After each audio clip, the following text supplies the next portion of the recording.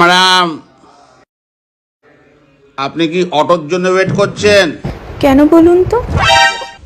না, just for general knowledge. এটা কি বই পড়ছেন ম্যাডাম? কেন? Just for general knowledge. Madam, এতে কি লেখা আছে?